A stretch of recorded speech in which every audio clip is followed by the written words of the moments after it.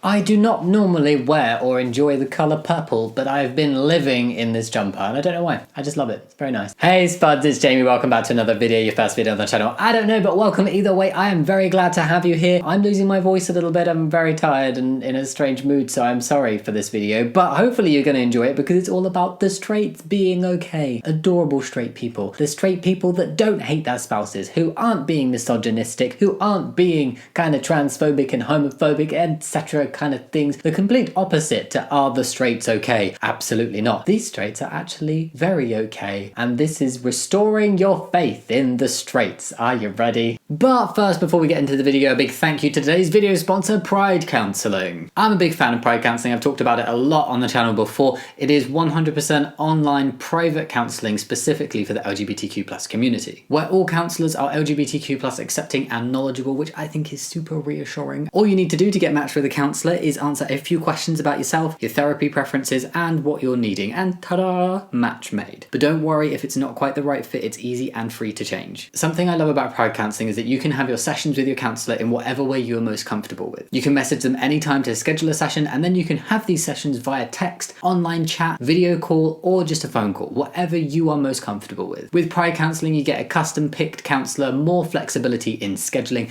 and more affordable prices with financial aid available as well, but all with the same level of quality and professionalism as you'd expect in in-person counselling. I personally think online counselling is great, not only because you can choose how you communicate with your counsellor and do this in the way you're most comfortable with, but you're also in the comfort of your own home and there's no commute times. So if you're interested, you can get 10% off your first month by going to pridecounselling.com/Jammidodger or clicking on that link down in the description box. Thank you very much for listening. Now on with the video. My mum always wanted to be an astronaut, and one year my dad surprised us all with a trip to Disney World, except once we got there, he drove us to NASA instead, and he surprised my mum with front row seats to a rocket launch and lunch with a real astronaut, and she bawled from joy. Oh my god, that's so cute. That's so cute. I love it when people listen and know their partners and their loved ones in their life and do shit that's cute and treat them and is like, hey, I really love and appreciate you and I paid attention to those things that you enjoy and like, and look at what I put effort into for you. It's just so special when people do that. This is adorable. Adorable with a capital A, D and every other letter. More of this. How my husband and I decide on dinner sometimes. Empty plate. I'm hungry. Pizza?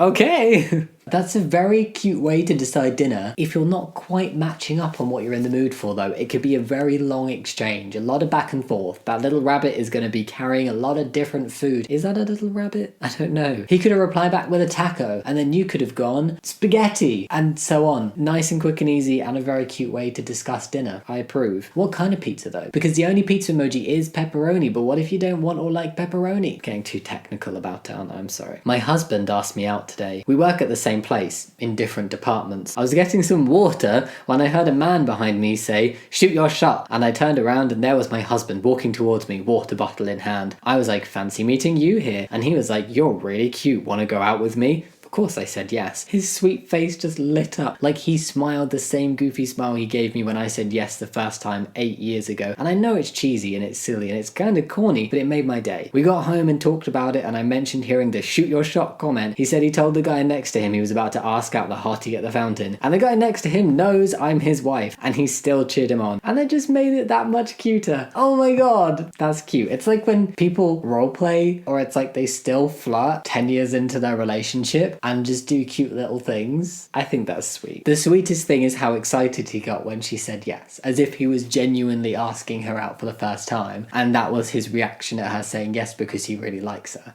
Oh, people can be really cute sometimes. Fight for our baby's first word. Interesting. We recently had twins and my husband makes a point of saying dada to the babies in front of me, so I play along and say mama as if I'm fighting back, but I watch them overnight and when I'm alone with them I also whisper dada to them because he's such a good dad and I want him to have the joy of being the first word. I feel tears. Why do I feel tears over this? I'm feeling very emotional right now. That's really cute. Like a pretend fight. Oh, that's such a cute gift. Oh, imagine his face when they say it for the first time. Oh my god. That just makes me really smile. I don't know what else to say. It's just very sweet. I like it a lot. Asked my boyfriend what's the thing he gets the most anxious about in our relationship, and he said my peanut allergy. That is so cute. Okay, all I'm gonna say in this video is that's so cute. That's adorable. Oh my god, I'm really sorry if my reactions get boring, but that's what this kind of video elicits from me. This is just people being really sweet to each other. He's anxious about your peanut allergy. Oh. That's not the kind of answer I would have expected asking that question. I'm sure that's not the kind of answer she expected asking that question. You know, like it being something about the relationship or whatever. But no, it's your peanut allergy. How dare. My girlfriend called me her princess. My girlfriend, 19F, and I, 19M, have been dating for some time, and we both have a habit.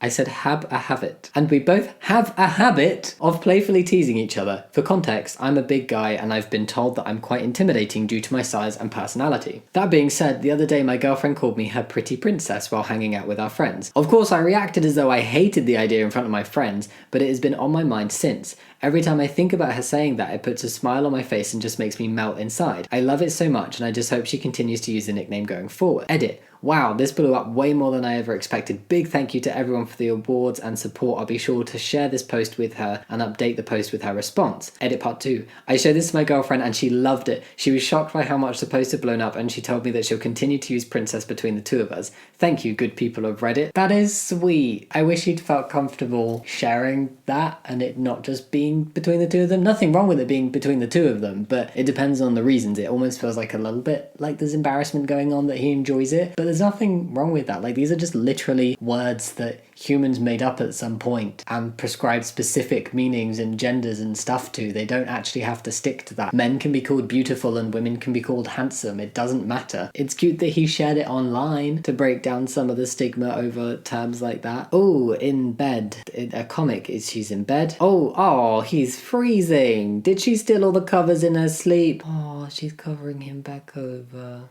Oh, that's cute because he's cold. Oh, bless. I've seen a TikTok like that where she woke up and put the blanket back over, but then as she fell back asleep turning over, just whipped it straight back off. So, you know, like the intentions were good, but the outcome wasn't. That's cute though. I think he got to keep his blanket. What is something about yourself that sounds totally made up but is 100% real? I was the best man on both sides of a lesbian wedding because I had dated both the bride and the bride, stayed close friends and introduced them to each other after our breakups. You, sir, are a true bro. The best man for both sides because you introduced them, because you dated both of them. Why is that really sweet? I think there's so much insecurity from some people when they date someone who later comes out as gay if they were like in a straight relationship with them. And it's like, you didn't turn them gay, don't worry. Even if you were like the last guy to date someone who came out as a lesbian, it's not your fault. They were a lesbian whilst they were dating you. They just maybe didn't know, or they weren't ready to talk about it yet or admit it to themselves or anybody else. Like, it's not a bad thing. So this is very cute, just seeing a guy be like, yeah, cool, I'm still really like you as friends because you're lesbian. Alloy Comics Valentine's Day, written by John Lynn, illustrated by Nora Johnston.